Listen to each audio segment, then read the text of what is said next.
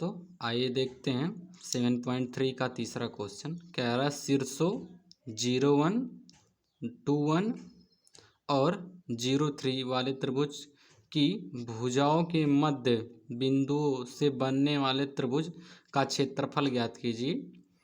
और इस त्रिभुज का क्षेत्रफल दिए हुए त्रिभुज के क्षेत्रफल के साथ अनुपात ज्ञात कीजिए। यानी कि हमारे पास एक त्रिभुज दे रखा है और उसके शीर्ष दे रखे हैं और उनके मध्य बिंदु से मिलकर बनने वाले एक और त्रिभुज बन रहा है, जैसे यहाँ फिगर में दिया हुआ है। देखिए जरा यहाँ ध्यान से, यहाँ हमें एक त्रिभुज के शीर्ष दिए हुए हैं ABC और इनके मध्य बिंदु, मान लीजिए मध्य बिंदु हम P मान ले रहे हैं, एक Q मान ले रहे हैं और एक R मान ले रहे हैं। मध्य बिंदु है यानी एक संबंध है, एक का अनुपात में यह बिंदु है, यानी आधी दूरी इधर और आधी दूरी इधर, आधी आधी दूरी है यानी एक एक दूरी हो सकती है। और यहाँ भी ऐसे ही मध्य बिंदु पे R है और यहाँ भी मान लीजिए मध्य बिंदु पर क्या है, Q है। तो हमें कह रहा है ये जो छोटा वाला त्रिभुज बन रहा है, इनके मध्य बिंदु से बनने वाले त्रिभुज का क्षेत्रफल ज्ञात कीजिए। तो पहले मध्य बिंदु ज्ञात कर लेंगे। हमें देखिए, अगर हमें कोई एक बिंदु मालूम रहता है फिर उस दूसरा बिंदु ही पता रहता है, तो क्या हम इस मध्य बिंदु को नहीं निकाल लेते हैं। यहाँ अनुपात हम M1 और M2 लगा करके यहाँ से मध्य बिंदु का अनुपात ज्ञात कर लेते हैं, निर्देशांक ज्ञात कर लेते हैं। अनुपात तो हमें दे रखा है M1 M2 बराबर है, यानी आधा दूरी इधर आधा दूरी इधर, तो एक संबंध एक के अनुपात में बट गया। हम यहाँ से पहले PQR का निर्देशांक ज्ञात कर लेते हैं। चलिए पहले ज्ञात कर लेते हैं। यहाँ हम क्या किए हैं, पहले P का निर्देशांक ज्ञात करने के लिए पहले x का मान ज्ञात किए हैं। देखिए जरा, यहाँ P है हमारे पास, यहाँ पहले वाले को इसको x1 y1 मान ले रहे हैं और इसको x2 y2 मान ले रहे हैं। तो क्या यहाँ से हम x y का मान ज्ञात कर पाएंगे। वैसे यहाँ भी x को x1 y1, इसको x1 y1 और इसको x2 y2 मान करके यहाँ से भी हम x और y का मान ज्ञात कर सकते हैं, q का निर्देशांक निकाल। वैसे यहाँ हम इसको x1 y1 और इसको x2 y2 मान करके यहाँ से भी हम इस r का निर्देशांक ज्ञात कर सकते हैं। इसी तरह से हमने क्या कर लिया, पहले P का निर्देशांक ज्ञात किया। P का निर्देशांक ज्ञात किया, P के लिए x का मान 1 होगा और P के लिए y का मान 0 हो जाएगा। इस तरह से P का निर्देशांक 1 और 0 हो जाएगा। अब इसी तरह जैसे हमने P का मान ज्ञात किया है, वैसे ही Q का भी निर्देशांक ज्ञात कर लेंगे। Q के निर्देशांक के लिए x का मान 0 होगा और y का मान 1 होगा और इस तरह से हमें Q का निर्देशांक कितना निकल जाएगा, 0 और 1 निकल जाएगा। जैसे हमने P और Q का मान निकाल लिया, वैसे ही अब हम R का भी मान ज्ञात कर लेंगे। यहाँ से हम अब R का निर्देशांक ज्ञात कर रहे हैं। R का निर्देशांक कैसे ज्ञात करेंगे, जैसे हमने पीछे P और Q का मान ज्ञात किया है, वैसे ही R का मान भी ज्ञात कर लेंगे। R का मान हमने निकाला तो R के लिए x का मान 1 हो जाएगा और y का मान 2 हो जाएगा। यहाँ से x y आप पीछे ही बताए हैं, आप मान के लगा लीजिएगा। इस तरह से हमें 3 निर्देशांक निकल चुके। P Q R का मान निकल चुका। P का मान निकला है कितना, 1 0। Q का मान निकला है 0 और 1। इसी तरह से R का मान निकला है 1 और 2। अब हमें अगर 3 बिंदु पता हो किसी भी त्रिभुज के, तो इस त्रिभुज का क्षेत्रफल निकाल लेंगे। यहाँ त्रिभुज के क्षेत्रफल का सूत्र लिखा हुआ है। त्रिभुज के क्षेत्रफल का सूत्र हम यहाँ से लगा देते हैं। त्रिभुज का क्षेत्रफल का सूत्र आप लोग जानते होंगे। हम एक किनारे से सबके मान को बारीकी से सबके वैल्यूज़ को रख देते हैं। यहाँ हमने पहले वाले को x1 y1 मान रखा है, दूसरे वाले को x2 y2 और तीसरे वाले को x1 x3 y3 मान लिया है। अब यहाँ से सबका वैल्यू हम यहाँ रख दी और यहाँ से सबको हम कैलकुलेट करते चले जा रहे हैं।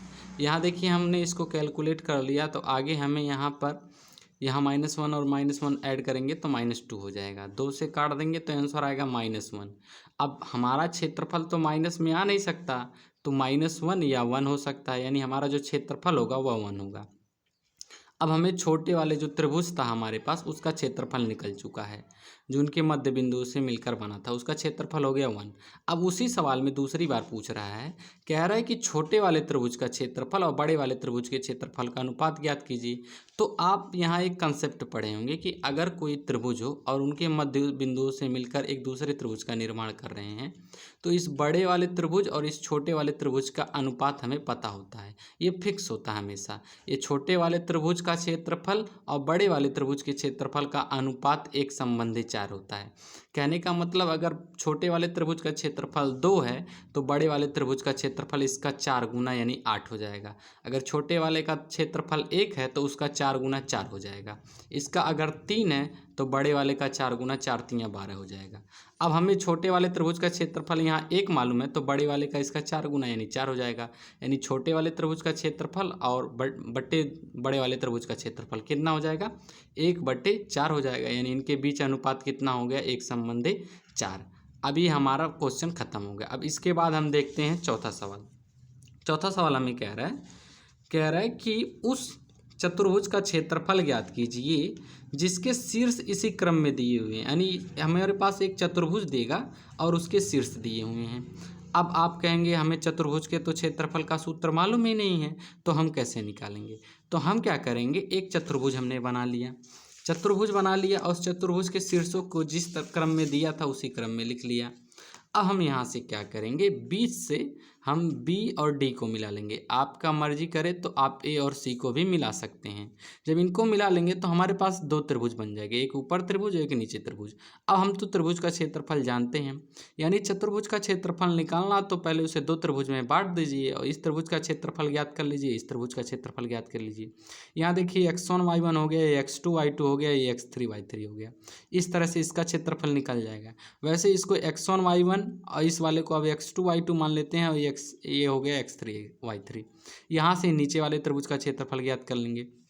यानी कि अगर हमें चतुर्भुज का क्षेत्रफल ज्ञात करना है तो दोनों त्रिभुज के क्षेत्रफल को जोड़ लेंगे। यहाँ लिख लिए हमने कि दोनों त्रिभुज के क्षेत्रफलों को हमने क्या कर लिया, जोड़ लिया है।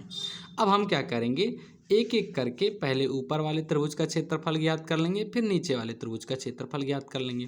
तो पहले ऊपर वाले त्रिभुज का क्षेत्रफल ज्ञात कर रहे हैं और बहुत बारीकी से यहाँ x1 y1 x2 y2 और x3 y3 का मान दे रखा है।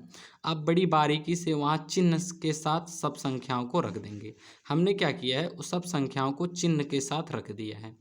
और हम यहाँ देखिए एक किनारे से सबको x1 y1 x2 y2 x3 y3 के मान को यहाँ बारीकी से रख देंगे चिन्ह के साथ।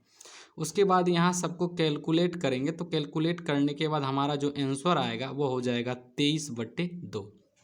अब हमारा ये 23/2 हो गया, यानी जो ऊपर वाला त्रिभुज था इसका क्षेत्रफल हो गया 23/2 और नीचे वाले का भी क्षेत्रफल इसी तरह से हम ज्ञात कर लेंगे। अब नीचे वाला क्षेत्रफल हमारा उसको भी ऐसे ही ज्ञात कर लेते हैं जैसे ऊपर वाला ज्ञात कर लिए।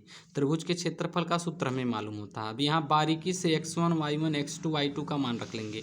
यहाँ भी देख लीजिए नीचे वाले के लिए, नीचे वाले त्रिभुज का अगर क्षेत्रफल ज्ञात करना है तो हमारे x1 y1 x2 y2 x3 y3 यहाँ रखा हुआ है मान। सबके मान को हम बहुत बारीकी से यहाँ रख लेते हैं।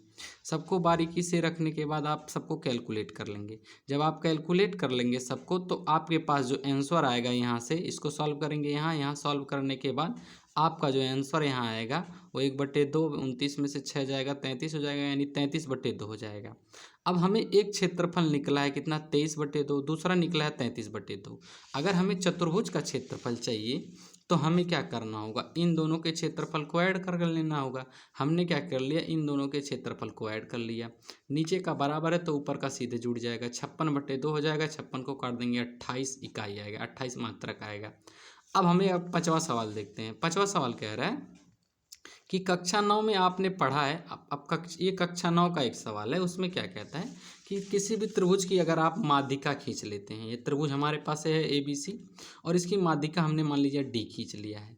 अब हम क्या करेंगे, इन दोनों का प्रयोग करके यहाँ से मध्य बिंदु ज्ञात कर लेंगे। कैसे ज्ञात कर लेंगे x और y का मान, क्योंकि यहाँ देखिए ये मध्य बिंदु होता है, आधी दूरी इधर और आधी दूरी है, यानी m1 m2 की वैल्यू हमें यहाँ मालूम है।